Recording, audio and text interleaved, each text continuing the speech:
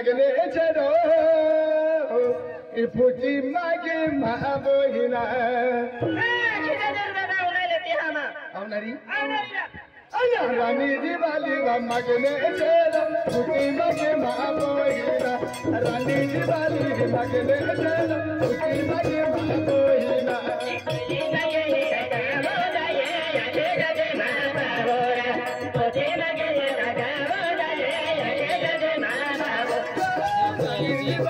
मागले चलो अखीरा है महाबोही रानी दिवाली मागले चलो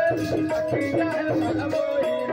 कोचे लगे सर पताए अखीरा दे महाबोरा कोचे लगे तपले सपते अखीरा दे महाबो छोका गले बोले रानी दिवाली छोका गले बोले बोई छोका गले बोले रानी दिवाली छोका गले बोले बोई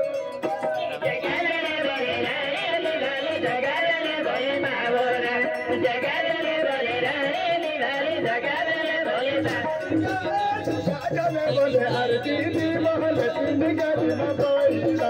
जगले बोले रानी दिवाली उका लगी भाबोहिला जगले बोले तेरी वाले तेरी गली भाबोहिला जगले बोले तेरी वाले तेरी गली भाबोहिला आरती ले घोड़ा दी महल तीन गली भाबोहिला बराबर से मुलके गजवा उका लगी भाबोहिला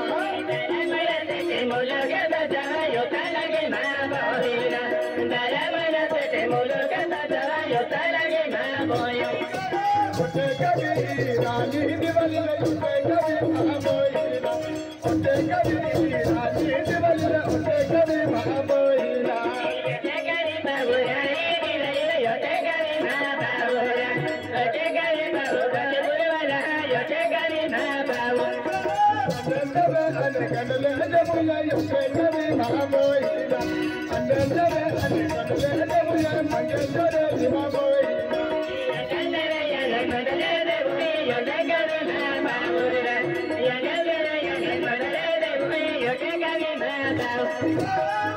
लगे रानी दिवाली लगे महाबोहिला लगे लगे डोले लगे महाबोहिला लगे बोले रक्षा मेला लगे महाबोहिला लगे बोले रक्षा मेला लगे महाबोहिला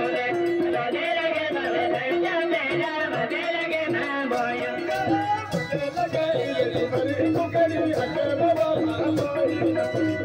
लगे दिवाली वसरी महादेवा महाबोहिला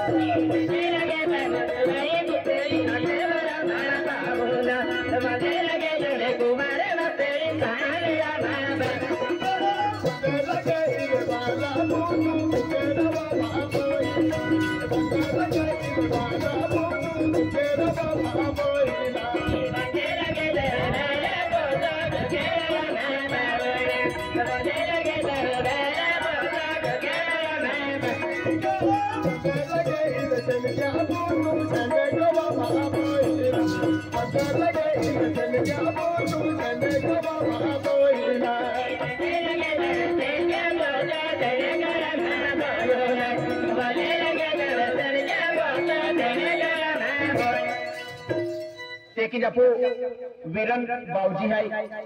अहमदाबाद ती आहे 100 रुपया देता आणि राणी दिवाली रोडाली ती पुराम पुरी तो ध्या आणि ते गीत के धरती वालो है ये हम बनली वाला के है किसन दादो वालो है तेल भी राणी दिवाली मागणे सडो पुराम पुरो जो ध्या का तो किसन दादो आखिरी हो हा का अरे वंदे लगे रानी दिवाली वंदे लगे महाबोहिला वंदे लगे इनके बेलो वंदे लगे महाबोहिला वंदे लगे वंदे लगे महाबोहिला वंदे लगे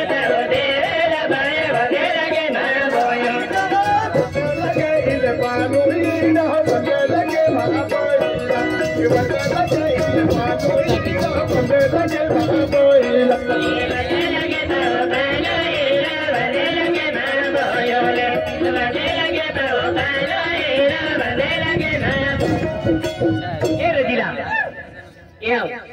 आम्हा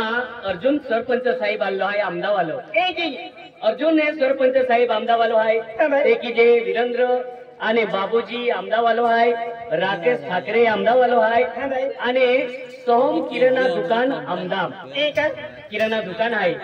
एक वार्या तो जाजे आणि सोहन किराणा दुकानो पे टोलजे एक आमा अर्जुन सरपंच आलो आहे इरोडाली पुरामपुरी जोजे आते बंदे लगे ईरानी दिवाली रे बंदे लगे बंदे लगे ईरानी दिवाली रे बंदे लगे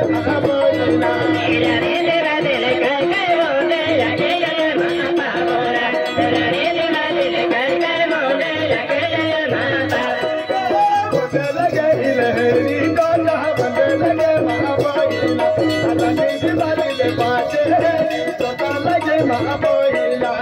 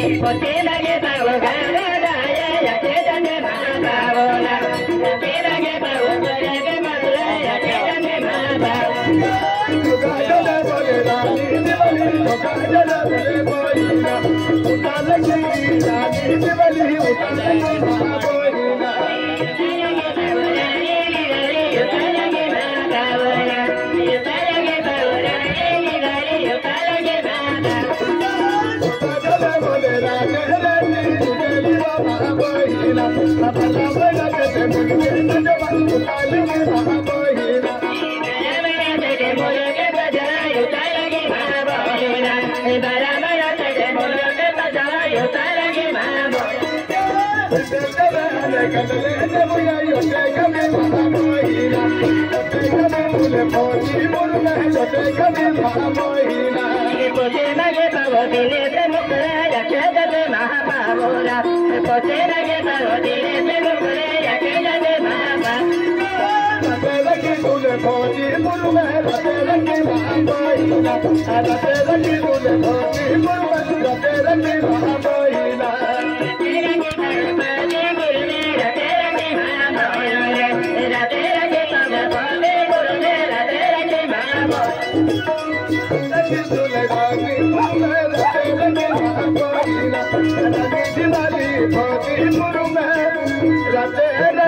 महाबहिना